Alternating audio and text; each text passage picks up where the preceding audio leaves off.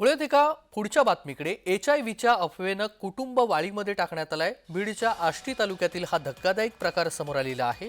Police आणि डॉक्टरांकडून चुकीची माहिती देण्यात आली आहे। मुलीची मृत्यू HIV झाल्याची खोटी माहिती डॉक्टर आणि पोलिसांनी दिल्यामुळे गावकऱ्यांनी पीडित कुटुंबाला वाळीत टाकल्याची घटना ही समोर आली आहे आणि त्या कुटुंबाने गावामध्ये बदनामी झाल्यामुळे संबंधित डॉक्टर आणि पोलीस अधिकाऱ्यांविरोधात तक्रार नोंदवण्यात आली आहे। पोलीस अधिकाऱ्यांनी मुलीला HIV आजार झालेला होता अशी भीती पालकांच्या मनात भरवली आणि त्यानंतर या कुटुंबाला वाळीत टाकण्यात आलेला आहे। डॉक्टर आणि एका पोलीस अधिकाऱ्यांना चुकीची माहिती दिल्यामुळे या मुलीला आणि त्यांच्या कुटुंबाला वाळीत टाकण्यात आले। तर बीडच्या आष्टी तालुक्यातील हा धक्कादायक प्रकार समोर आलेला आहे। HIVनं गावकऱ्यांच्या पीडित या सगळ्या प्रकाराबाबत माहिती कळाल्यानंतर हा सर्व प्रकार समोर आलेला आहे।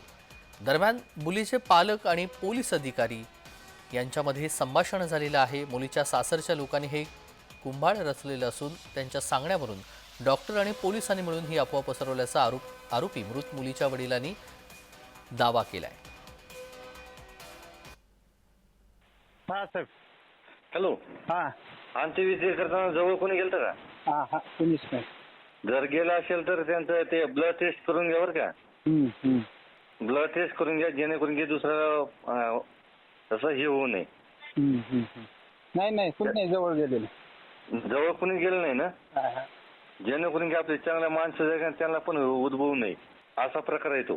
तेवढे केअरफुली घ्या। जर गेला असेल तर गपचूप करून घ्या ब्लड टेस्ट आणि ते HIV टेस्ट बी करून घ्या। बरं बरं।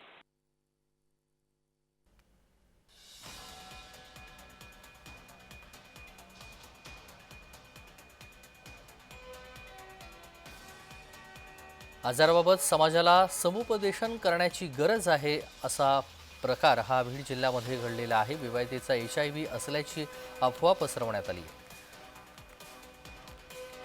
मुलीच्या सासरच्या लोकांनी हे कुंभाड रचलेलं असून त्याच्या सांगण्यावरून डॉक्टर आणि पोलिसांनी मिळून ही अफवा पसरवल्याचा आरोपी मृत मुलीच्या वडिलांनी केलेला आहे। पोलीस आणि डॉक्टरांनी खोटी माहिती पसरवल्यामुळे गावानं त्यांना वाळीत टाकलंय। खोटा आजार त्यांनी याचे म्हणून हे केलं ना, एडस आहे म्हणून हे म्हणून सांगितलं। ते लोक कुणी सुद्धा आम्हाला जवळ येऊन देणार, आमचे मुलं सुद्धा आमच्यापाशी येणार, सगळे असे लांब लांब जाते। तसं आमच्या घरातले कुणी सुद्धा आलेले नाहीत। आणखीन सुद्धा अंतिम संस्कार झाल्यापासून कोणी अशी ये सुद्धा नाहीत, जात सुद्धा नाहीत, बोलत नाहीत। तुम्ही तुमच्या सगळ्यांचा चेकअप करून घेतलं का? हो घेतलेत। काहीच नाही तसं? नाही नाही काहीच नाही, फक्त या अफवेमुळे झालं? अफवेमुळे झाले। आता काय मागणी नेमकी? आमची एवढीच मागणी आहे की त्यांना लवकरात लवकर अटक करायला पाहिजे। अधिकाऱ्यांनी खोटी माहिती पसरवल्यामुळे मुलीच्या अंत्यविधीला नातेवाईक देखील आले नाहीत। कुटुंबावरती या घटनेनं दुःखाचा डोंगर कोसळलाय। 13 तारखेला समजा ती मैत झाली आणि PM साठी आष्टी दवाखान्यामध्ये नेलं, सरकारी दवाखान्यामध्ये। तर ते PM करूनच घेत नव्हते की हिला HIV पॉझिटिव्ह आणि कॅन्सर आहे, तुम्ही माघारी न्या असे म्हणत होते। आणि नंतर PM केल्यानंतर आणि की आता हे कुणीही जवळ जाऊ नका, आम्हाला अशा पद्धतीने तिथं जवळ मुलीचं तोंड बघून दिलं नाही, नाही पाणी पाजून दिलं नाही, काही नाही। हा त्या आजारामुळं, आणि तिला आजार नव्हताही हे फक्त सासरच्या लोकांनी सांगितल्या, पोलिसांना आणि डॉक्टरांना त्यांनी सांगून ह्यांनी हा खेळ केला।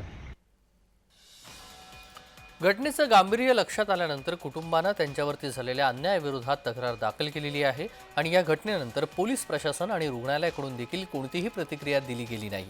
हा आजार कशा प्रकारे पसरत नाही याचं समुपदेशन वैद्यकीय अधिकाऱ्यांनी करणं आवश्यक आहे।